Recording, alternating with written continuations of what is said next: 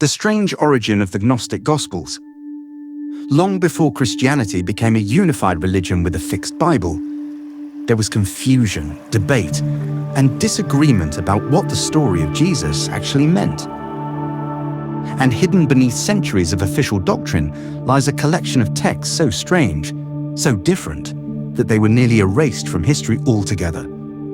These are the Gnostic Gospels, writings that tell familiar stories in unfamiliar ways, texts that speak of secret knowledge, inner awakening, and a version of spirituality that feels radically different from what most people recognize today. What makes them unsettling is not that they deny Jesus, but that they reinterpret him. They ask questions the official church would later refuse to ask. And they suggest that early Christianity was not a single belief system, but a battlefield of ideas. To understand where the Gnostic Gospels came from, we have to return to the first few centuries after Jesus' death, when Christianity was still forming, still uncertain, still searching for its identity. During this time, there was no New Testament as we know it today. Communities were scattered across the Roman world, each preserving stories, sayings, letters, and interpretations passed down orally or written locally. Some focused on faith and obedience. Others emphasized wisdom, insight, and inner transformation. The word Gnostic comes from the Greek word gnosis, meaning knowledge, but not ordinary knowledge. This was knowledge of the self, of reality, of the divine spark believed to exist within each person. For Gnostic thinkers, salvation did not come through institutions or authority, but through awakening. The Gnostic Gospels reflect this worldview. They portray Jesus less as a ruler or judge, and more as a teacher of hidden truths. In these texts, Jesus speaks in riddles, paradoxes, and cryptic sayings, inviting listeners to look inward rather than outward. One of the most famous examples is the Gospel of Thomas, a collection of sayings attributed to Jesus, many of which sound familiar, but others feel deeply strange. Here, Jesus says that the kingdom is not something that arrives later, but something already present, waiting to be recognized. This idea challenged the growing structure of the early church, which emphasized authority, hierarchy, and doctrine. For Gnostic communities, the divine was not distant, it was internal. And that idea was dangerous. The Gnostic worldview was shaped by a blend of Jewish tradition, Greek philosophy, and Eastern thought. It viewed the material world as incomplete, flawed, or even misleading, and taught that true reality existed beyond appearances. Some Gnostic texts describe creation itself as the work of a lesser divine being, not the ultimate source of goodness. This interpretation directly contradicted emerging Orthodox beliefs and raised uncomfortable questions about power, authority, and control.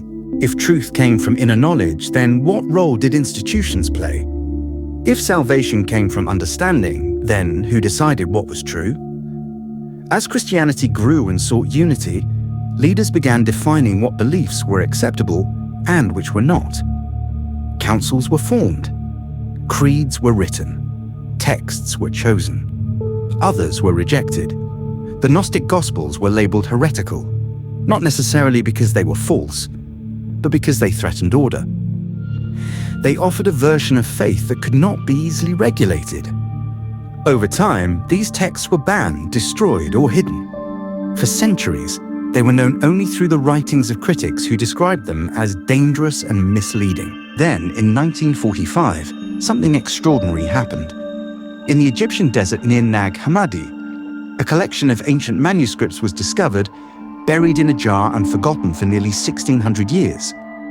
These texts included multiple Gnostic Gospels and writings, preserved in remarkable condition. Suddenly, voices that had been silenced were speaking again. Scholars realized that early Christianity had been far more diverse than previously imagined.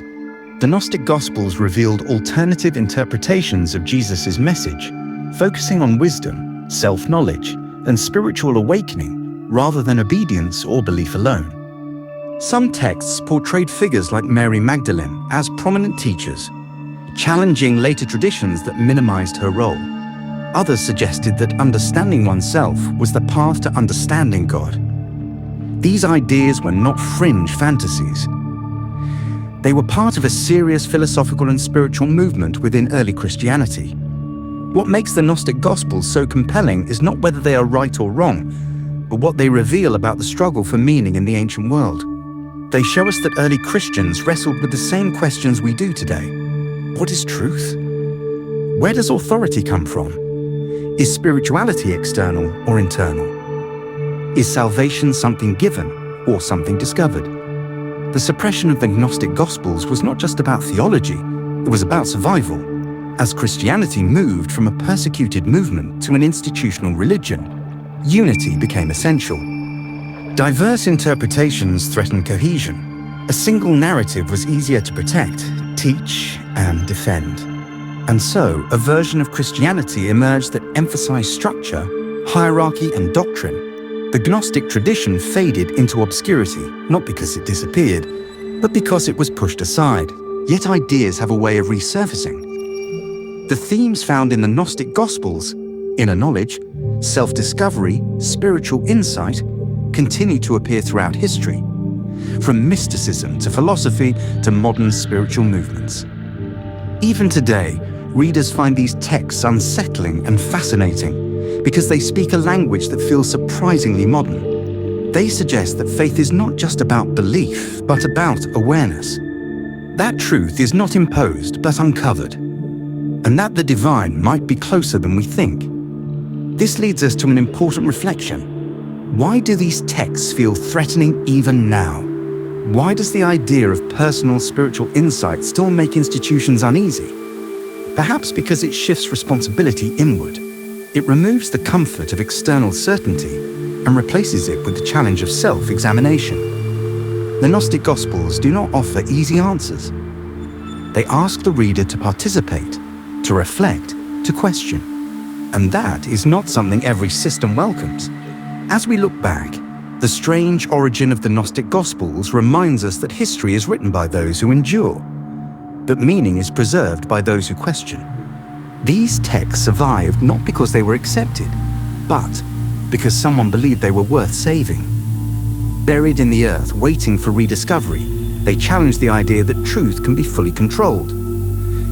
They remind us that spiritual history is not a straight line, but a conversation, messy, complex, and unfinished.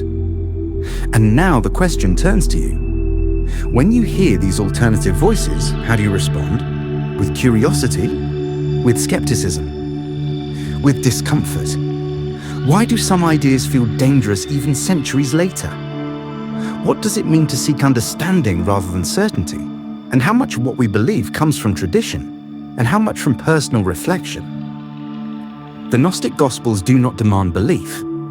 They invite exploration. They do not claim authority. They ask questions. And perhaps that is their most radical quality. In a world that often prefers simple answers, these ancient texts whisper a reminder that wisdom is not always loud, that truth is not always official, and that sometimes the most powerful ideas are the ones nearly forgotten. The strange origin of the Gnostic Gospels is ultimately a story about voices silenced and rediscovered, about knowledge feared and buried, and about humanity's enduring desire to understand itself and the mystery it calls divine dot. Before we end this journey, it's worth pausing and asking why the Gnostic Gospels still matter today. Not as religious alternatives, not as forbidden texts, but as windows into a moment when belief itself was still being shaped.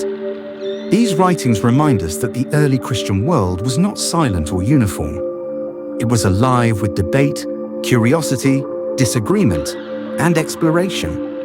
Faith was not yet a finished structure. It was a question still being asked. And perhaps that is why these texts continue to resonate.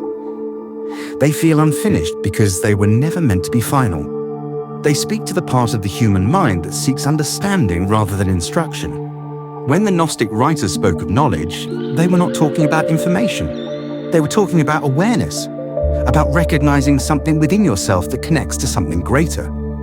That idea has appeared again and again throughout history, across cultures and philosophies, long after these texts were buried. And that raises an important thought. If these ideas keep returning, what does that say about human nature? Why do people across time and place keep arriving at similar questions about self, meaning, and truth? Perhaps because some questions are not solved by authority, but by reflection. The Gnostic Gospels do not offer certainty. They offer invitation. They do not say, "Believe this and you are finished." They say, "Look deeper and continue." That kind of spirituality can feel unsettling because it removes easy answers. It places responsibility back onto the individual. It asks you not just what you believe, but why.